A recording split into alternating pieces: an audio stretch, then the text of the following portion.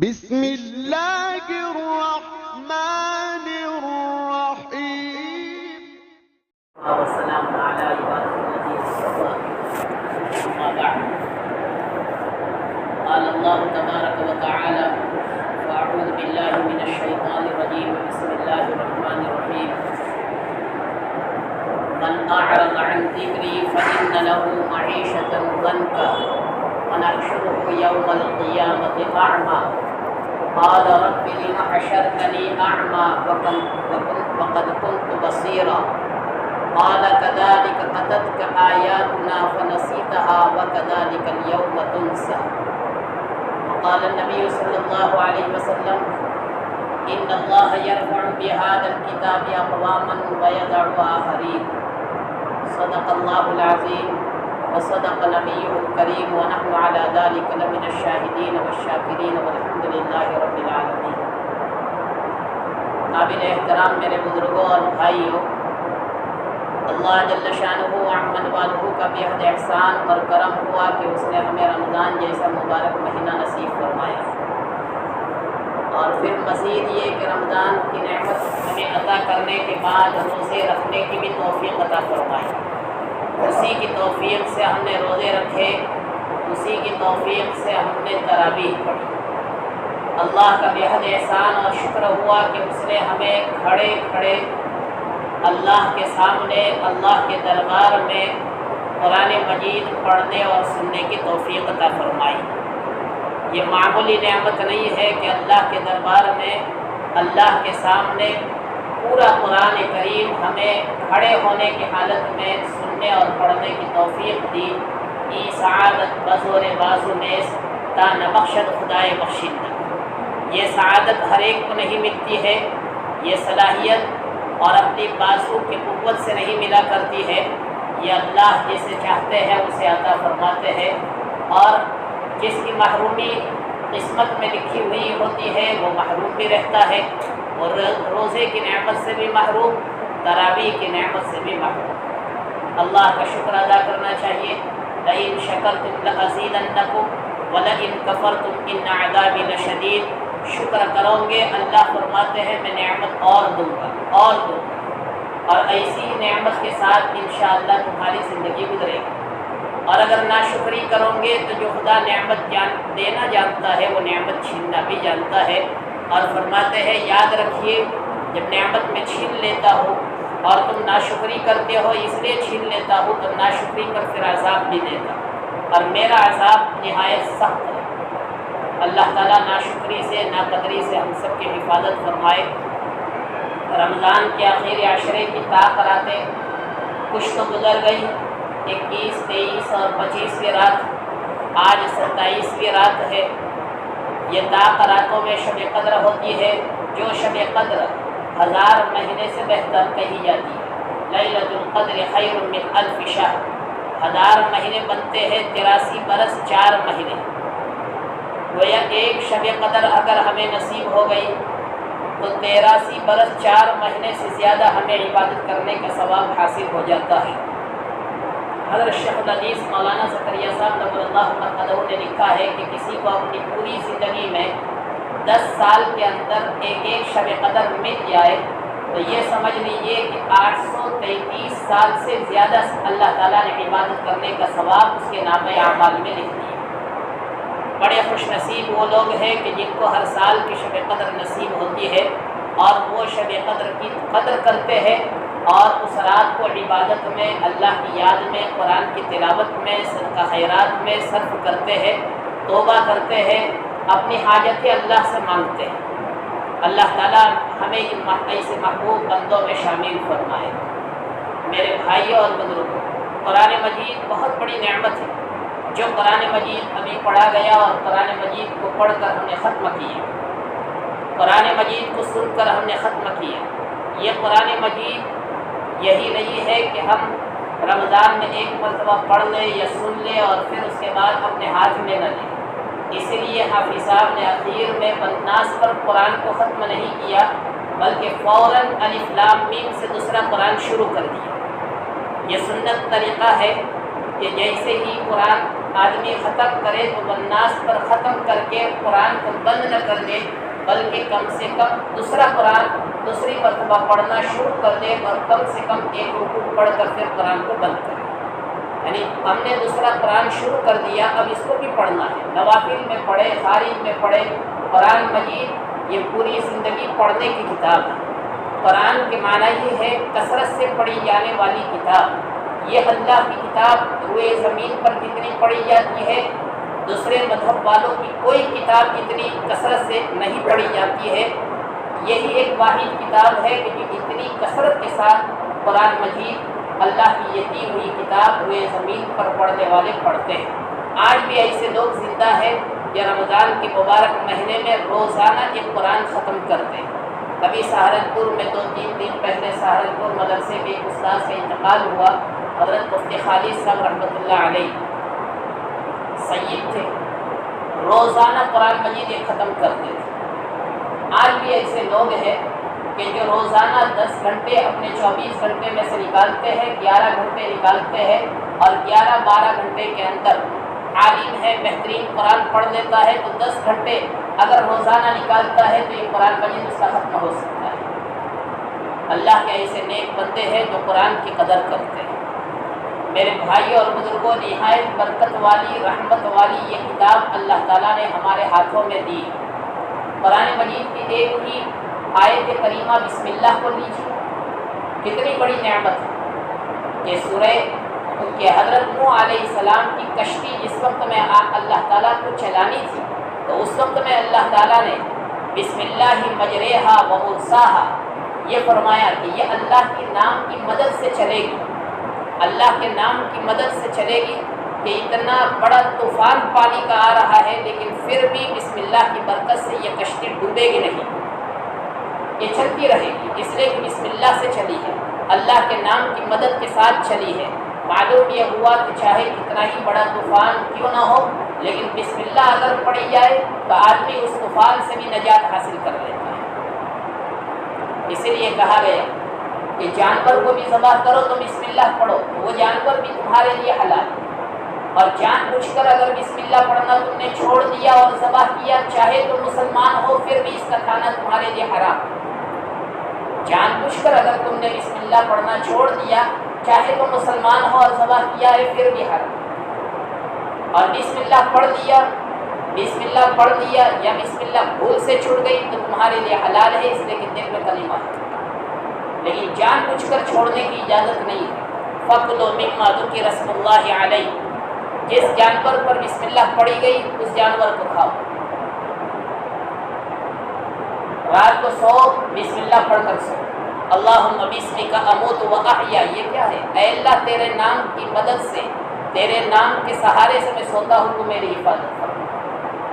اللہم بسمک اموت و احیا، بخاری شریف میں روایت ہے کہ بتی بجھاؤ تو بھی بسم اللہ پڑھ، اطفی مصباحک واذکر اسم اللہ، بتی بجھاؤ، لائٹ بند کرو، چراغ بند بجھاؤ تو بھی بسم اللہ پڑھ۔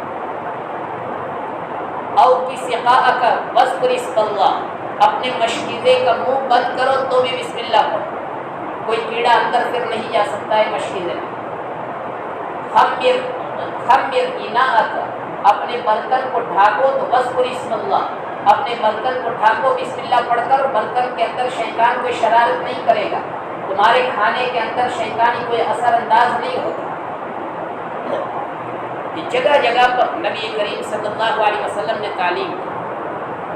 آپ نے اپنے لے بالغ بیٹے حضرت عمرو بن ابو سلمہ رضی اللہ تعالیٰ عنہ سے کہا سم اللہ، کھانے کے موقع پر فرمایا بسم اللہ پڑھ، کل مما یلیک، کل بیمینک، داہنے ہاتھ سے کھاؤ، اپنی طرف سے کھاؤ، اور بسم اللہ کہہ کر کھاؤ، بسم اللہ پڑھ۔ رات کو سوتے وقت میں دروازہ بند کرو تو آپ نے فرمایا اغلق بابک، دروازہ بند کرو، واذکر اسم اللہ، بسم اللہ پڑھ کر دروازہ بند کرو، فإن الشیطان لا یفتح بابا مغلقا، شیطان تمہارے بند دروازے کھول نہیں سکتا ہے۔ ہمارے ایک استاذ رات کو سوئے ہوئے تھے اور شریر جنات ان کے پاس آیا اور چھیڑنے لگا، وہ سمجھ گئے اور فوراً اس سے یہ کہا کہ میں نے آیت الکرسی پڑھ لی ہے، پھر بھی تیری ہمت کیسے ہوئی میرے پاس آنے کی؟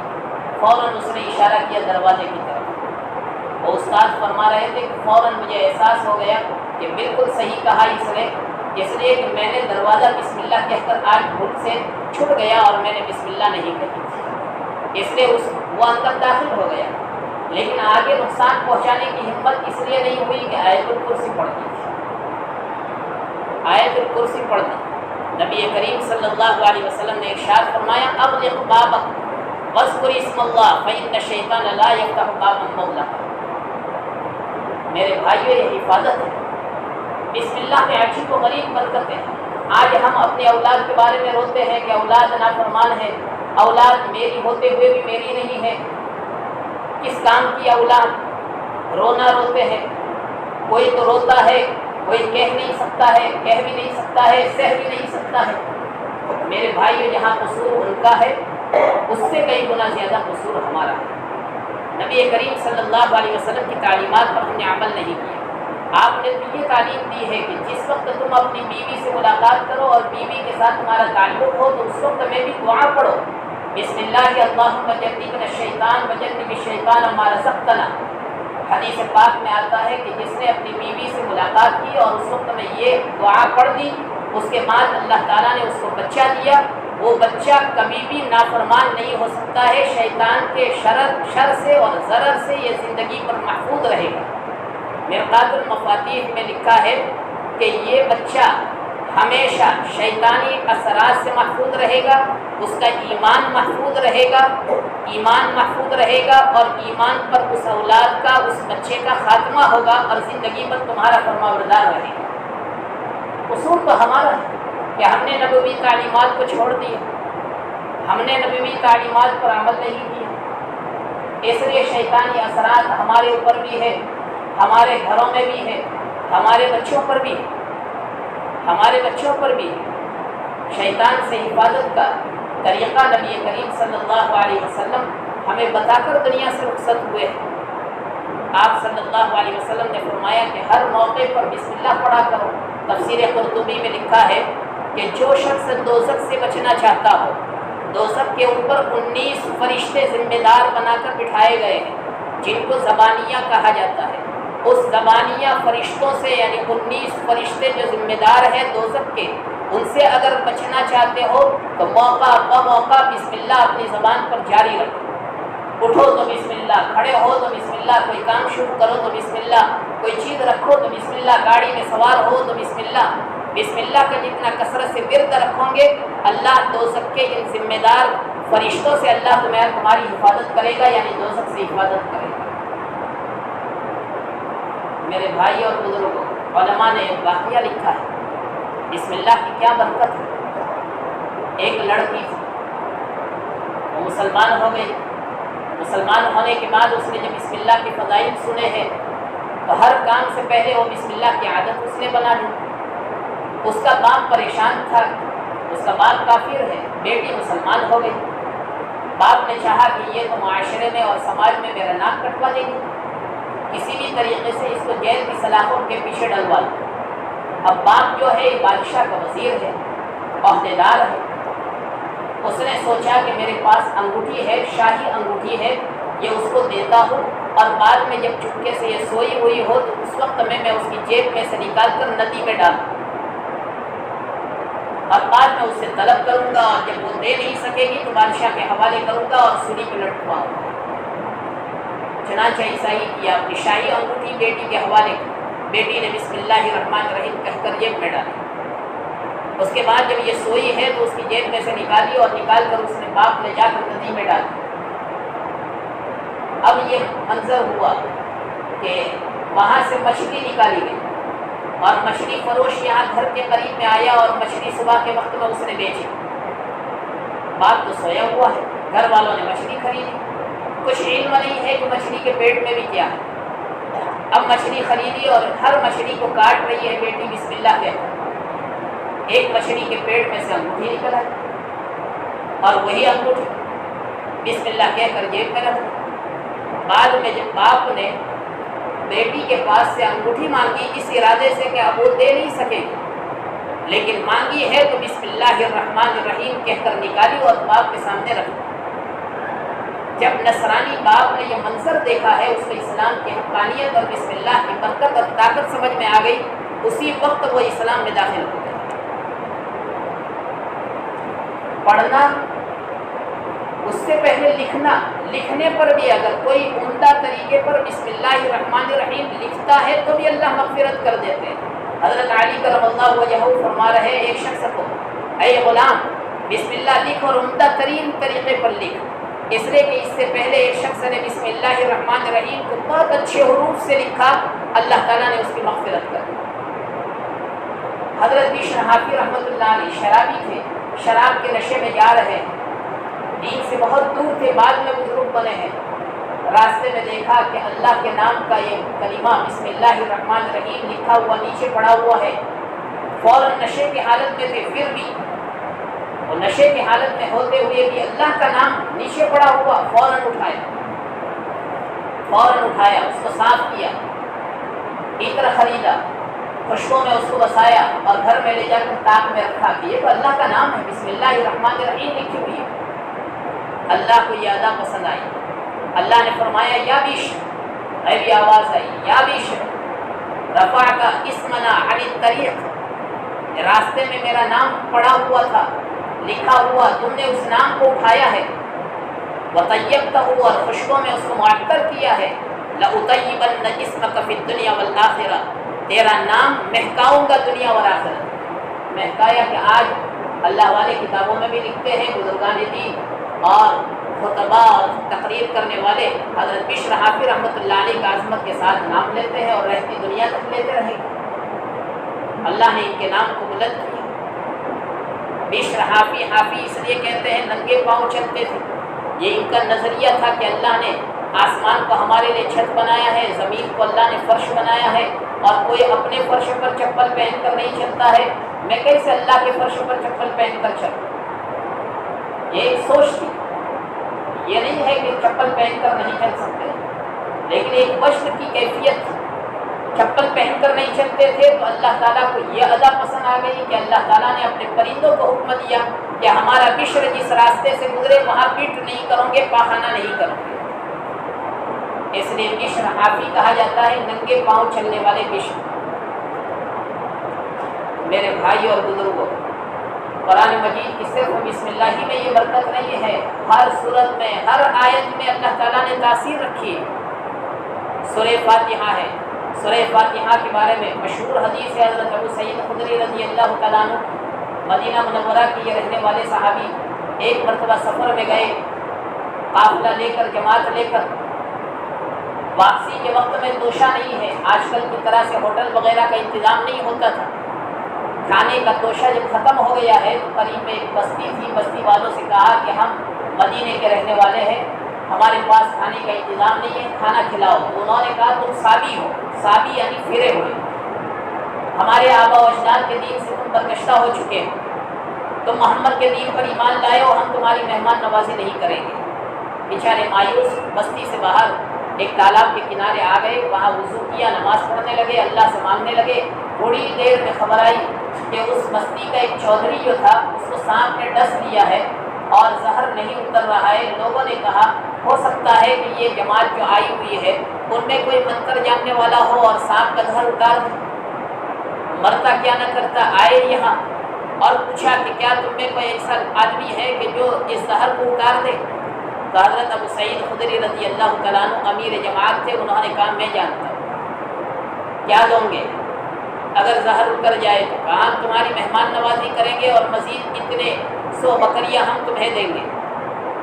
ٹھیک ہے، چلے وہاں گئے اور پڑھ کر دم کیا، زہر اتر گئے۔ انہوں نے معافی مانگی کہ ہم نے تم کو پہچانا نہیں، تمہاری قدر نہیں جانی، تم کس مقام کے لوگ ہو، ہم معافی چاہتے ہیں۔ اس کے بعد پھر مہمان نوازی کی اور اتنی بکریاں ان کو دی۔ حضرت ابو سعید خدری رضی اللہ تعالیٰ عنہ لے کر آئے، لیکن قرآن کی ایک آیت سامنے آ گئی کہ میں نے قرآن کی سورت پڑھی تھی، سورہ فاتحہ، اور پڑھ کر دم کیا تھا۔ قرآن یہ کہتا ہے ان الذین یشترون بآیات اللہ ثمنا قلیلا، جو لوگ اللہ کی آیتوں کے بدلے میں دنیا کا معاوضہ لیتے ہیں، یہ وعید وارد ہوئی ہے، یہ لوگ صحیح نہیں ہیں، اللہ کے ناپسندیدہ لوگ ہیں جو قرآن کو بیچتے ہیں، قرآن کو بیچتے ہیں۔ تو یہ ہم بکریوں کو ہاتھ نہیں لگائیں گے جب تک نبی کریم صلی اللہ علیہ وسلم سے اجازت نہ لے لیں۔ مدینے میں آئے، مدینے میں آ کر پورا واقعہ سنایا۔ آپ نے پوچھا کہ ابو سعید بتاؤ کیا پڑھا تھا تم نے؟ ابو سعید خدری رضی اللہ تعالیٰ عنہ فرماتے ہیں حضور آپ سے ہی سنا تھا سورہ فاتحہ سورہ شفا ہے، میں نے سورہ فاتحہ پڑھی، اللہ تعالیٰ نے شفا دے دی اور اس کے بدلے میں یہ انہوں نے بکریاں دی ہیں۔ آپ نے فرمایا کہ تمہارے اطمینان کے لیے میرا بھی اس میں حصہ کر دو۔ ظاہر بات ہے کہ نبی کا جس میں حصہ ہو جائے اس کے بارے میں کوئی وہم و گمان نہیں کیا جا سکتا کہ یہ مشتبہ اور مشروع چیز ہے، نہایت پاکیزہ یہ بخشش ہے اور اس کو استعمال کر سکتے ہو اور اس کو کھا سکتے ہو۔ میرے بھائی اور بزرگوں، سورہ بقرہ کی اخیر کی 2 آیتیں آمن الرسول سے لے کر اخیر تک حدیث پاک میں آتا ہے کہ جو ایک رات کے اندر پڑھ لیتا ہے، روزانہ پڑھتا ہے، بہت اچھا، ہر رات میں پڑھے، ہر رات میں اگر یہ 2 آیتیں پڑھ لیتا ہے تو پوری رات عبادت کا ثواب لکھا جاتا ہے اور پوری رات نقصان اور ضرر پہنچانے والی ہر مخلوق سے اللہ اس کی حفاظت کر لیتے ہیں۔ آیت الکرسی کے بارے میں حدیث پاک میں آیا ہے کہ عظیم ترین یہ آیت ہے، جیسے سورہ فاتحہ عظیم ترین سورت ہے، اس طرح سے آیت الکرسی کے بارے میں کہا گیا کہ یہ عظیم ترین آیت کریمہ ہے۔ یہ آیت کریمہ یعنی آیت الکرسی اگر فرض نماز کے بعد اللہ کرے کہ ہم سب کو اللہ توفیق دے اور اہتمام کرنے کی توفیق دے، حدیث پاک میں آتا ہے کہ سلام پھیرنے کے بعد امام جیسے ہی سلام پھیر لے، سلام پھیرنے کے بعد آیت الکرسی پڑھنے کا جس کا معمول ہوتا ہے وہ شخص اور جنت دونوں کے درمیان میں کوئی چیز آڑ نہیں ہے سوائے موت کے۔ جیسے ہی موت آ گئی فوراً سیدھے وہ بغیر حساب کتاب کے جنت میں چلا جائے گا۔ کتنا آسان عمل ہے، کتنا آسان عمل ہے، عمل کرنے والے سال سے عمل کرتے ہیں اور کوئی فرق نہیں۔ ان کا پڑوسی بھی کھڑا ہوتا ہے سنت پڑھنے کے لیے، یہ بھی کھڑے ہوتے ہیں سنت پڑھنے کے لیے اور اتنی دیر میں یہ آیت الکرسی اپنی پوری کر لیتے ہیں۔ اللہ تعالیٰ ہمیں آیت الکرسی پڑھنے کی توفیق عطا فرمائے۔ رات کے وقت میں سونے سے پہلے بھی ہمیں اس آیت الکرسی کا اہتمام کرنا چاہیے۔ حدیث پاک میں آتا ہے حضرت ابو ہریرہ رضی اللہ تعالیٰ عنہ فرماتے ہیں کہ ایک مرتبہ صدقہ فطر، جیسے آج کل ہم لوگ صدقہ فطر نکالتے ہیں، صدقہ فطر میں گیہوں بھی نکال سکتے ہیں، کھجور بھی نکال سکتے ہیں۔ اس زمانے میں لوگ کھجور نکالتے تھے اور وہ جمع کی جاتی تھی، پھر غریبوں میں تقسیم کی جاتی تھی۔ حضرت ابو ہریرہ رضی اللہ تعالیٰ عنہ فرماتے ہیں کہ وہ کھجور کا ڈھیر تھا اور اس کی حفاظت کی ذمہ داری مجھے دی گئی۔ رات کو میں پہرا دے رہا تھا، اس کی حفاظت کر رہا تھا اور ایک چور آیا، ایک انسان آیا اور لبے بھر کر وہ لینے لگا۔ میں نے اس کو پکڑا اور میں نے کہا صبح کے وقت میں رسول اللہ صلی اللہ علیہ وسلم کے پاس لے جاؤں گا، یہ صدقہ فطر کی کھجوریں ہیں اور تو چوری کر رہا ہے۔ اس نے معافی مانگی کہ میں بیوی بچوں والا ہوں، بچے زیادہ ہیں، کمانے والا کوئی نہیں ہے، میں پریشان حال تھا، معافی مانگتا ہوں، مجھے چھوڑ دو، میں آئندہ نہیں آؤں گا۔ چھوڑ دیا رحم کھا کر۔ صبح کے وقت میں نبی کریم صلی اللہ علیہ وسلم کی مجلس میں جب ابو ہریرہ پہنچے ہیں، آپ کو اللہ تعالیٰ نے بتا دیا وحی کے ذریعے سے۔ آپ نے پوچھا کہ ابو ہریرہ رات کے قیدی کا کیا ہوا؟ ابو ہریرہ نے فرمایا تھا کہ آیا تھا، قید کیا، پکڑا، لیکن وہ رونے لگا، معافی مانگنے لگا، میں نے چھوڑ دیا۔ آپ نے فرمایا آئندہ رات بھی آئے گا۔ حضرت ابو ہریرہ کو یقین ہو گیا کہ پھر سے چور آنے والا ہے۔ آیا پھر سے واقعی اور لبے بھر کر وہ لینے لگا کھجوریں۔ آج پکڑ دیا، اس نے کہا آئندہ کبھی نہیں آؤں گا۔ حضرت ابو ہریرہ رضی اللہ تعالیٰ عنہ نے فرمایا مجھے یقین تھا کہ تو آئے گا، اس لیے کہ میرے نبی صلی اللہ علیہ وسلم بتا چکے تھے، مجھے یقین تھا اور اب نہیں چھوڑ سکتا، بہت منت سماجت۔ اس نے کہا مجھے چھوڑ دو، چھوڑ دیا صبح کے وقت میں۔ پھر حضور نے فرمایا کہ آج بھی آئے گا، آج تیسری رات ہے۔ تیسری رات کو جب آیا ہے تو اس وقت میں اب ہریرہ چھوڑنے کے لیے تیار نہیں ہے۔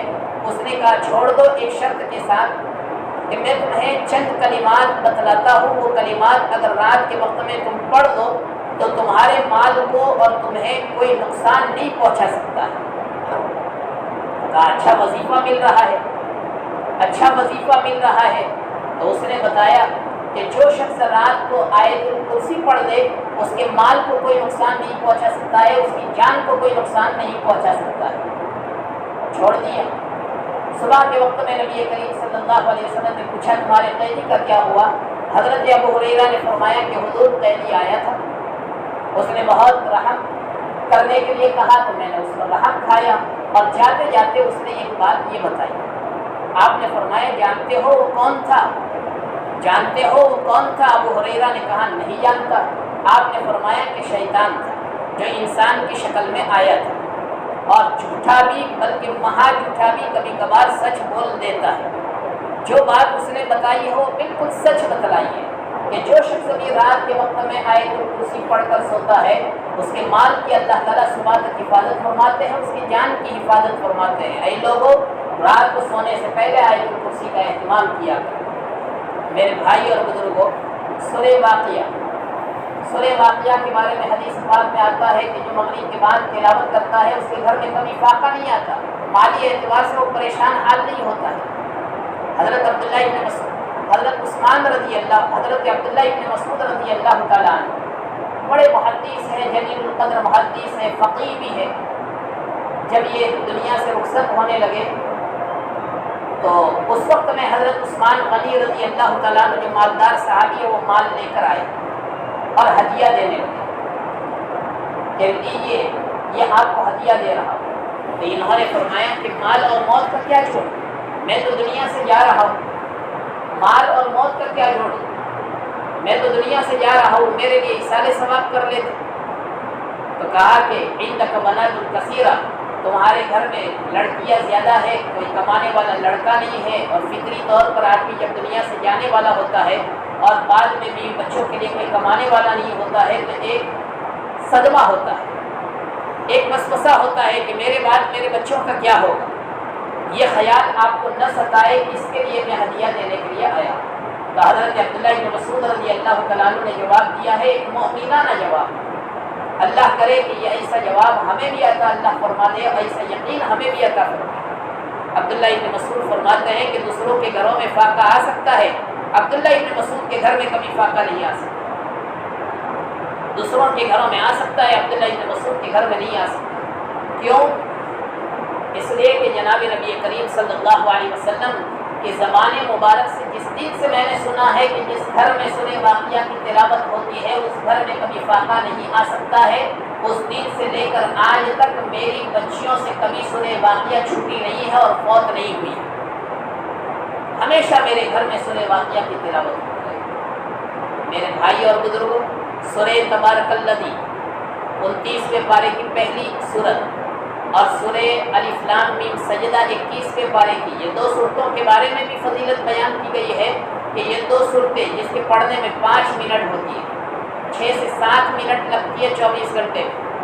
جہاں ہم دنیا کی فکر کر رہے ہیں قبر کی بھی فکر کرنی چاہیے کہ قبر میرے لیے، قبر کی زندگی میرے لیے آسان ہو جائے۔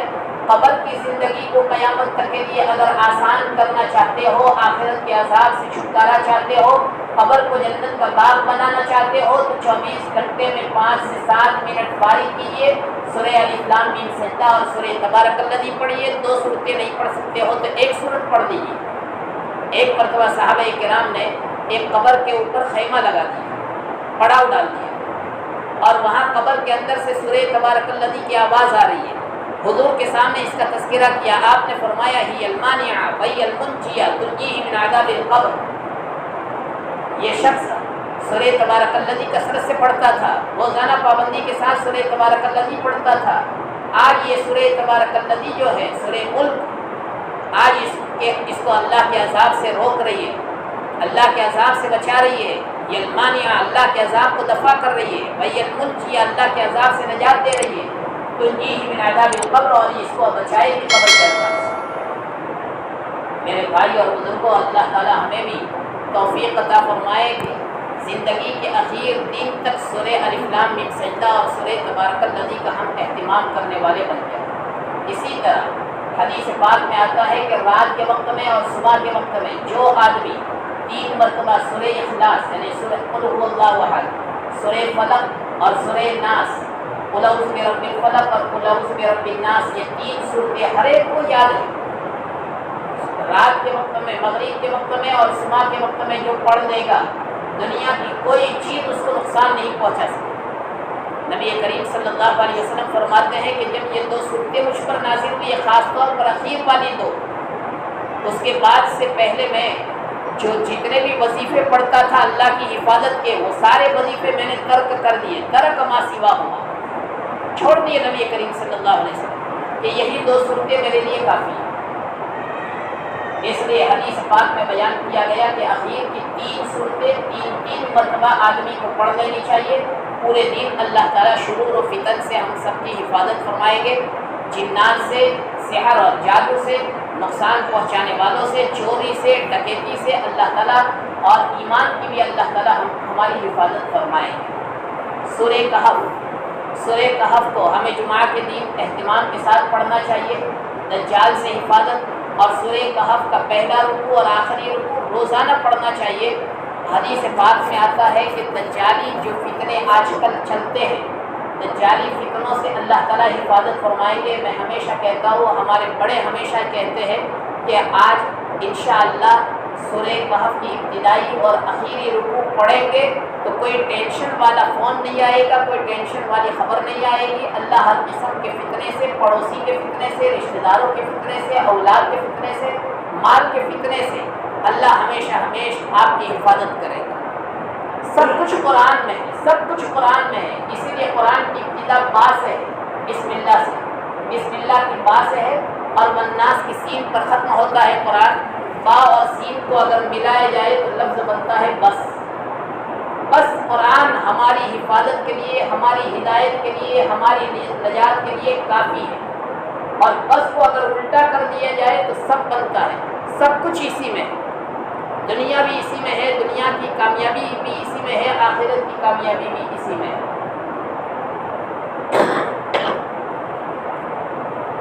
میرے بھائی اور بزرگ، مختصر یہ کہ اللہ تعالیٰ ہمیں قرآن مجید کی اہمیت ہمارے دلوں میں پیدا فرمائے، اور کثرت کے ساتھ قرآن مجید کی تلاوت کی توفیق عطا فرمائے، اور قرآن مجید کو سیکھنے کی بھی توفیق عطا فرمائے۔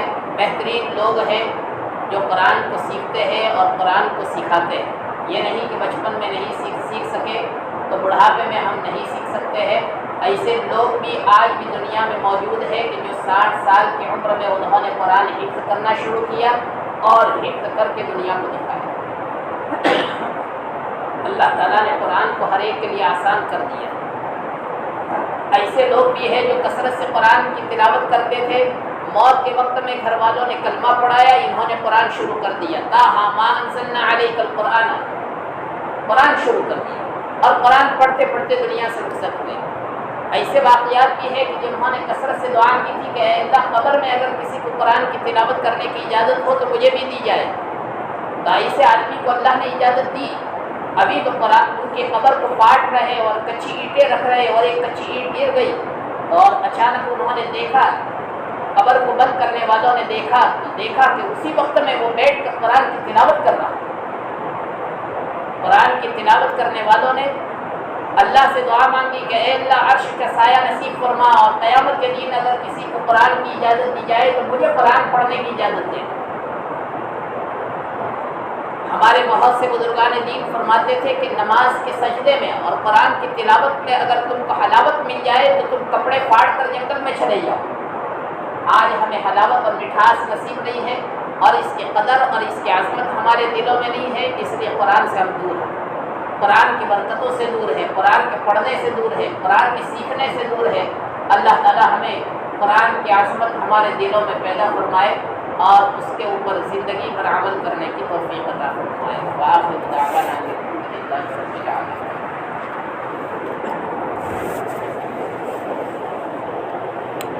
اللهم لك الحمد كما ينبغي لجلال وجهك وعظيم سلطانك۔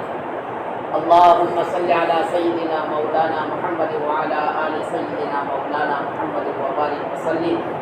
ربنا ظلمنا أنفسنا وإن لم تغفر لنا وترحمنا لنكونن من الخاسرين۔ ربنا ظلمنا أنفسنا وإن لم تغفر لنا وترحمنا لنكونن من الخاسرين۔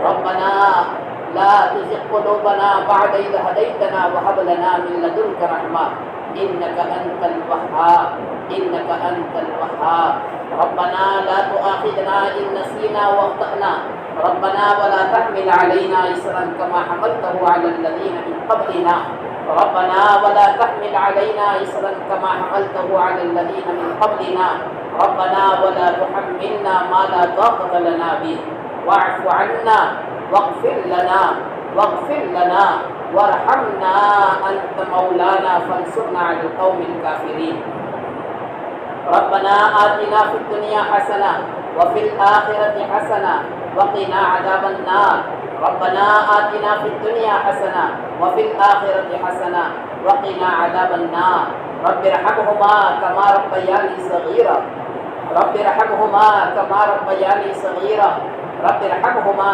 كما ربياني صغيرا ربنا هب لنا من أزواجنا وذرياتنا قرة أعين واجعلنا للمتقين إماما اللهم أرنا الحق حقا وارزقنا اتباعه وأرنا الباطل باطلا وارزقنا اجتنابه اللهم إنا نسألك الهدى والتقى والعفاف والغنى اللهم إنا نسألك علما نافعا ورزقا واسعا وعملا متقبلا وشفاء من كل داء اللهم إنا نعوذ بك من علم لا ينفع وقلب لا يخشع ودعاء لا يسمع ونفس لا تشبع رب اجعلني مقيم الصلاة ومن ذريتي ربنا وتقبل دعاء ربنا هب لنا من أزواجنا وذرياتنا قرة أعين واجعلنا للمتقين إماما ربنا هب لنا من أزواجنا وذرياتنا قرة أعين واجعلنا للمتقين إماما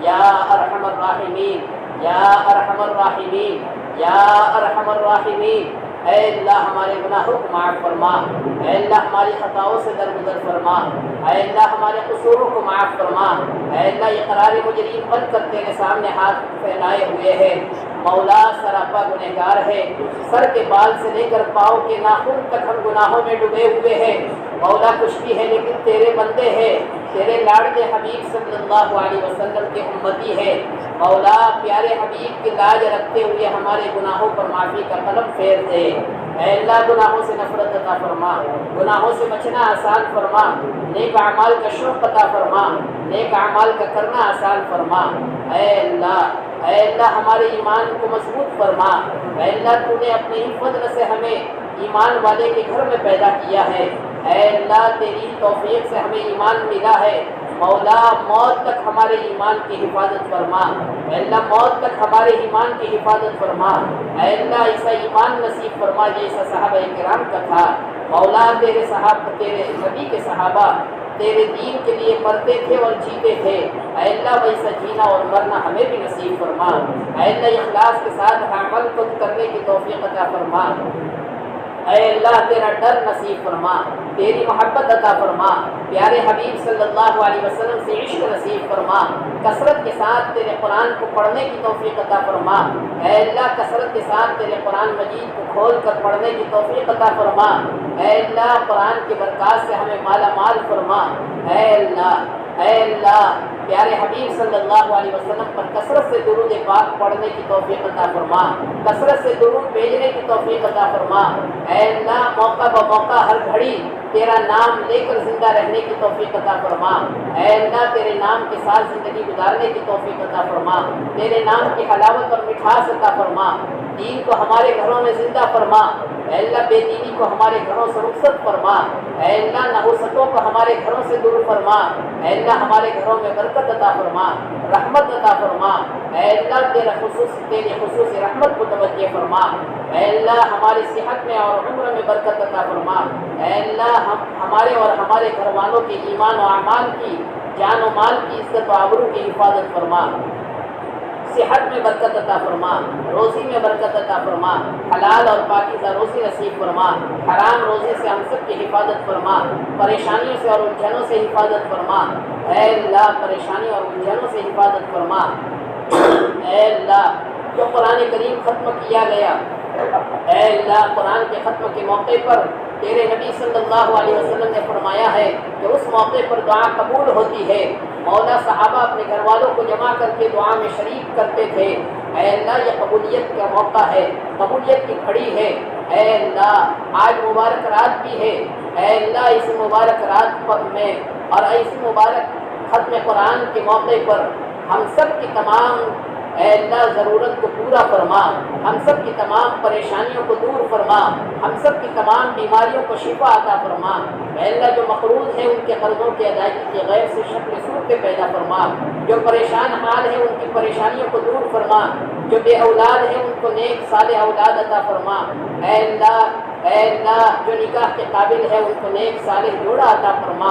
اے اللہ اپنے اولاد کو فرما بردار بنا، اے اللہ ہماری اولادوں کو فرما بردار بنا، ہماری اولاد کو ہمارے لیے آنکھوں کی ٹھنڈک بنا۔ اے اللہ ہماری اولاد کو ہمارے لیے آنکھوں کی ٹھنڈک بنا۔ اے اللہ ہم کیا تربیت کر سکتے ہیں، ہم خود تربیت کے محتاج ہیں۔ اے رب العالمین اپنی شان ربوبیت سے ان کی تربیت فرما، اے اللہ ان کی حفاظت فرما، اے اللہ ان کی دستگیری فرما، اے اللہ تو معاون بن جا۔ اے اللہ موت تک ہم سب کے ایمان کی حفاظت فرما، اے اللہ موت تک تیرا نام لینے کی توفیق عطا فرما، اے اللہ دین کی خدمت کی توفیق عطا فرما، اے اللہ دین کی خدمت کی توفیق عطا فرما، اے اللہ ہم سب کو دین کے کاموں کے لیے قبول فرما، اے اللہ ہم سب کو دین کے کاموں کے لیے قبول فرما، اے اللہ ہمیں نماز کی توفیق عطا فرما، اے اللہ بے نمازی ہونے سے ہماری حفاظت فرما، اے اللہ بے نمازی کی نحوست سے ہمارے گھروں کی حفاظت فرما، اے اللہ بے نمازی سے ہونے سے ہماری حفاظت فرما، ہمارے بچوں کی حفاظت فرما، اے اللہ ہمارے گھروں میں ایمان کی حفاظت فرما، اے اللہ بے دینی والا ماحول بڑھتا جا رہا ہے، اے اللہ ایمان سوز ماحول ہے، اے اللہ اس موقع پر ایمان کی حفاظت کرنا آسان نہیں ہے مولا، لیکن تیری قدرت شامل حال ہو جائے، تیری حفاظت شامل ہو جائے، حال ہو جائے تو ہماری حفاظت ہو سکتی ہے۔ اے اللہ اپنے فضل و کرم سے ہم سب کے ایمان کی حفاظت فرما۔ اے اللہ ایمان ہے تو جنت ہے، ایمان ہاتھ سے نکل گیا تو ہمیشہ ہمیشہ کے لیے دہکتی ہوئی آگ کے حوالے ہوں گے۔ اے اللہ سانپ اور بچھو کے حوالے ہو جائیں گے اور جہنم کے حوالے ہو جائیں گے اور وہاں سے نکلنا نہیں ہے۔ ہمیشہ ہمیشہ کے لیے جو جنت کے لیے گیا وہ جنت میں ہے اور جو دوزخ میں چلا گیا وہ ہمیشہ کے لیے دوزخ میں رہے گا۔ اے اللہ ہم سب کے ایمان کی حفاظت فرما، کلمے والی مبارک موت نصیب فرما، اے اللہ کلمے والی مبارک موت نصیب فرما۔ اے اللہ قبر کو ہمارے لیے جنت کا باغ بنا دے، قبر کو جہنم کا گھڑا بننے سے ہماری حفاظت فرما۔ اے اللہ ہمارے مرحومین جو دنیا سے رخصت ہو گئے، اے اللہ ہمارے والدین اور رشتہ دار اور متعلقین ان سب کے قبروں کو جنت کا باغ بنا دے۔ اے اللہ جہنم کا گھڑا بننے سے حفاظت فرما، اے اللہ تیرے عذاب کو وہاں سے دور کر دے، اے اللہ تیری رحمت وہاں متوجہ فرما۔ اے اللہ ان کی قبروں میں جنت کا بچھونا بچھا دے، اے اللہ جنت کا لباس عطا فرما، کروٹ کروٹ ان کی مغفرت فرما، اے اللہ اپنے خصوصی رحمت متوجہ فرما۔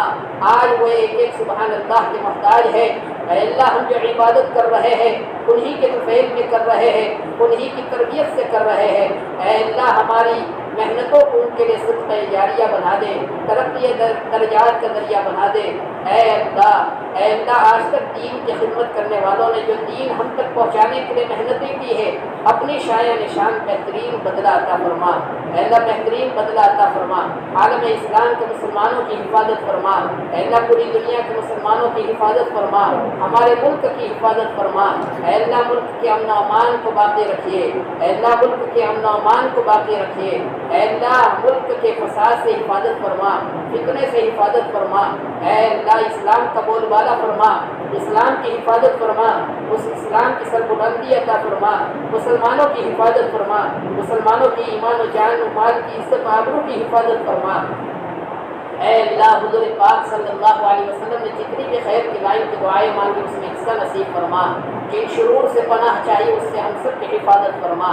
ربنا تقبل منا انك انت السميع العليم وتب علينا انك انت التواب الرحيم، وصلى الله تعالى على خير خلقه محمد وآله وصحبه اجمعين، سبحان ربك رب العزة عما يصفون وسلام على المرسلين والحمد لله رب العالمين برحمتك يا ارحم الراحمين۔